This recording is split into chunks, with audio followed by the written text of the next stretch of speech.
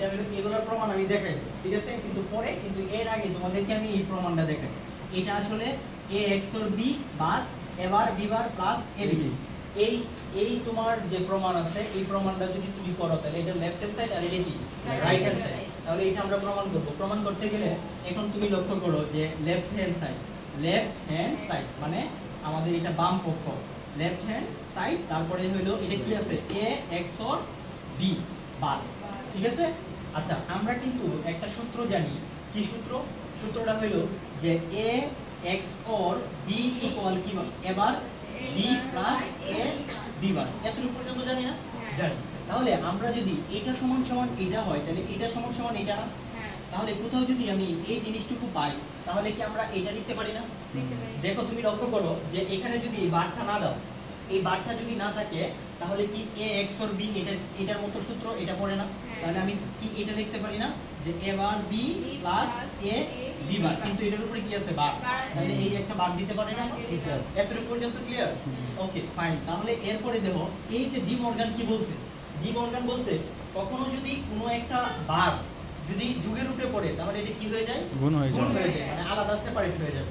Separate হওয়াটা কি রকম যে a বার b আর এই বারটা এটার উপরে পড়বে আর এখানে গুণ আছে, এখানে কি হয়ে যাবে b বার b, তারপরে এখানে একটা বার পড়বে। এতটুকু পর্যন্ত বুঝছো? তাহলে এখন এইটার সাপেক্ষে আবার যদি এটাকে কল্পনা করো তাহলে এটা যোগ হয়ে যাবে, এখানে গুণ সম্পর্ক এখানেও গুণ সম্পর্ক, তাহলে ব্যাপারটা ঠিক এরকম হইল না? a ডাবল বার আর এখানে গুণ আছে, যেহেতু বার করতেছে এটা কি হয়ে যাবে যোগ, তাহলে এখানে আরেকটা বার হবে। তাহলে এতটুকু পর্যন্ত বুঝছো এটা? তাহলে এটাও তুমি ভেঙে ফেলো। কিভাবে ভেঙবা? তাহলে এবার প্লাস আর এখানে কি আছে b ডাবল বার, তাহলে এটাও তুমি এইভাবে লিখতে পারো। ক্লিয়ার? এতটুকু পর্যন্ত বুঝছো? আচ্ছা, তাহলে আমরা আরেকটা সূত্র জানি যে a ডাবল বার মানে কি a, তারপরে b ডাবল বার মানে কি b। এতটুকু পর্যন্ত বুঝছো কিনা বলো? a ডাবল বার মানে কি a, b ডাবল বার মানে b। তাহলে আমরা এখান থেকে a ডাবল বার কি আমরা সমান সমান কি লিখতে পারি? শুধু a লিখতে পারি না? প্লাস আর এখানে কি হবে b বার, শুধু b বার থাকবে না, এই যে b বার, ঠিক আছে? আচ্ছা, তাহলে এখান থেকে তাহলে এখানে কি হইতেছে a প্লাস b বার, তারপর এটা কি হবে বলো তো?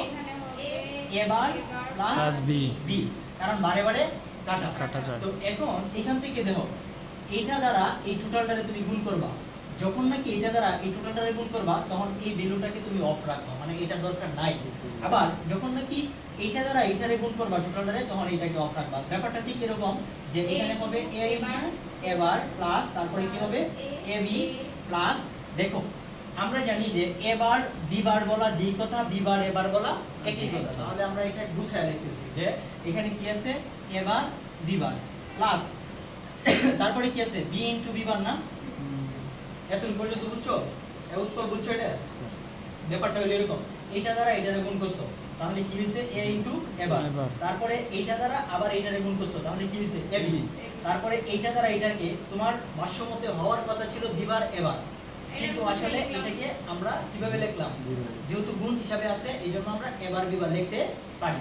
তাহলে এই যে a বার লিখলাম b বার লিখলাম প্লাস তারপরে এইটা b বার b হওয়ার কথা, কিন্তু এটাকে b বার বলাও যায়, কোনো সমস্যা নাই। তাহলে এটা কি হলো b ইনটু b বার। তাহলে আমরা আরেকটা সূত্র জানি যে a ইনটু a বার সমান সমান কি 0, তাহলে b ইনটু b বার সমান সমান কি 0।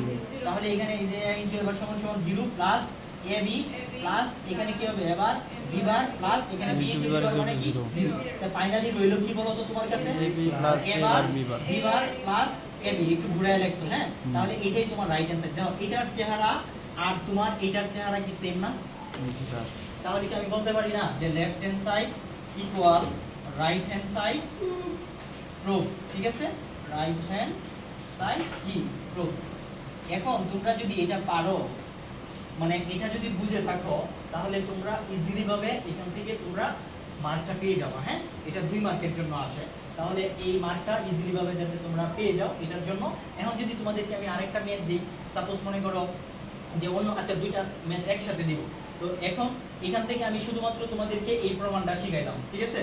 এই প্রমাণটা এই পর্যন্ত শেষ। এখন তুমি এটা দ্বারা এরকম যদি ম্যাথ থাকে যে m অথবা এরকম যদি থাকে যে p XOR q বার ইকুয়াল p বার q বার প্লাস pq, তাহলে কি এটা তোমরা পারবা না? পারবো। একই তো, সেম, ঠিক না? তাহলে এরকম থাকলে পারতে হবে।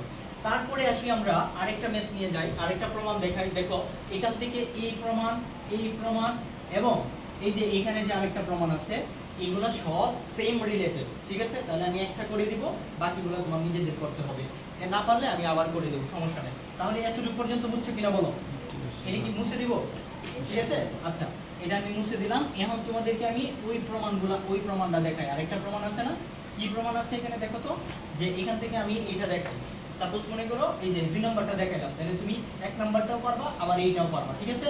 তাহলে 2 নম্বরের প্রমাণের মধ্যে কি বলছে, লেফট হ্যান্ড সাইড কি আছে বলো তো? m into m plus 1 m into m plus m equal m। এটা কিন্তু তোমাদের বইয়ে সরাসরি আছে, এটা কিন্তু তোমাদের বইয়ে সরাসরি আছে, ঠিক আছে না? তাহলে এখন তুমি লক্ষ্য করো m into এটার সাথে এটা গুণ করলে কি হবে, m into m প্লাস এটার সাথে এটা গুণ করলে কি হবে, m into m। তাহলে আমরা একটা সূত্র জানি, a into a মানে কি a, তাহলে m into m মানে কি m। তাহলে এখানে m হবে প্লাস এখানেও কি হবে m। আরেকটা সূত্র জানি আমরা a plus a মানে কি a, তাহলে m plus m মানে কি m। তাহলে এখানে কি হবে m। তাহলে এটার চেহারা আর এটার চেহারা, এই যে এখানে রাইট হ্যান্ড সাইড কি এক হইল না, এক হইল, তাই না? তাহলে এটা তোমার কি হইব, রাইট হ্যান্ড সাইড হয়ে যাবে, এই যে রাইট হ্যান্ড সাইড। এখন তুমি কিন্তু এটাও প্রমাণ করতে পারবা, এটাও প্রমাণ করতে পারবা, ঠিক আছে? এটার প্রমাণটা কিরকম হবে, শুধুমাত্র যদি এখানে n থাকতো তাহলে এখানে n দিতাম, ঠিক আছে? এই যে n দিতা এখানে, তাহলে n দিলে এখানে কি হয়ে যেত, mn। তারপরে এখানে কি হইতো, আবার mn হইতো, ঠিক আছে? এখন একটু কাজ বেশি হইতো, যে কাজটা হইলো যে এটা এখান থেকে কি কমন যায় বলো তো, m। তাহলে m কমন দিলে এই যে m, আর এখানে 1 থাকে প্লাস এখানে থাকে n। আমরা আরেকটা সূত্র জানি, 1 plus a সমান সমান যদি 1 হয় 0 না, 1 plus a সমান সমান কত, 1। তাহলে 1 plus m সমান সমান কি হবে, 1। তাহলে ফাইনালি m আর এখানে থাকে 1, আর এখানে ফাইনালি m এই হয়। এটা হলো রাইট হ্যান্ড সাইড। বুঝছো ব্যাপারটা? বুঝা গেছে? Okay fine. এখন আসি আমরা, যদি তুমি এইটাকে প্রমাণ করতা তাহলে এইটার প্রমাণও তো সেম হইতো, এই যে এরকম যে লেফট হ্যান্ড সাইড কি আছে, q into q plus r equal, তাহলে q এর সাথে q গুণ করলে কি হবে, q into q into q plus আর এখানে কি হবে, qr।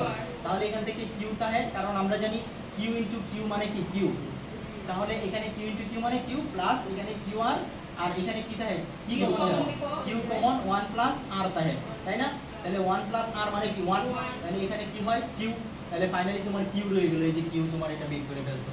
এইভাবে তোমার প্রমাণগুলো করা লাগবে, ঠিক আছে?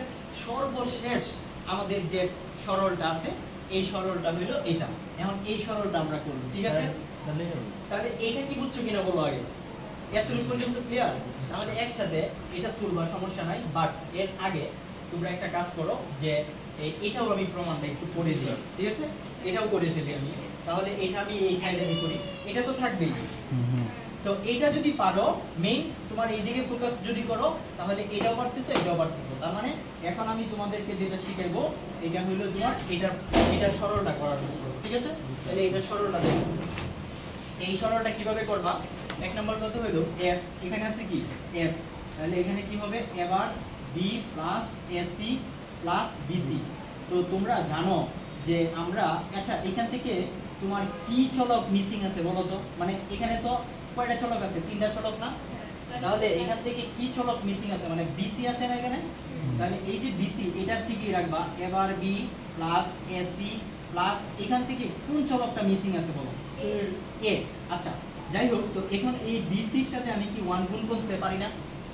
bc এর সাথে যদি 1 গুণ করো তাহলে তো এটাই আসে, এটাতে কোনো ক্ষতি হবে হবে না, মানে একই তো, মানে এই জায়গার মধ্যে লেখা যায় যে bc into 1 মানে bc, যেমন নাকি a into 1 মানে a, তাহলে bc into 1 মানে bc।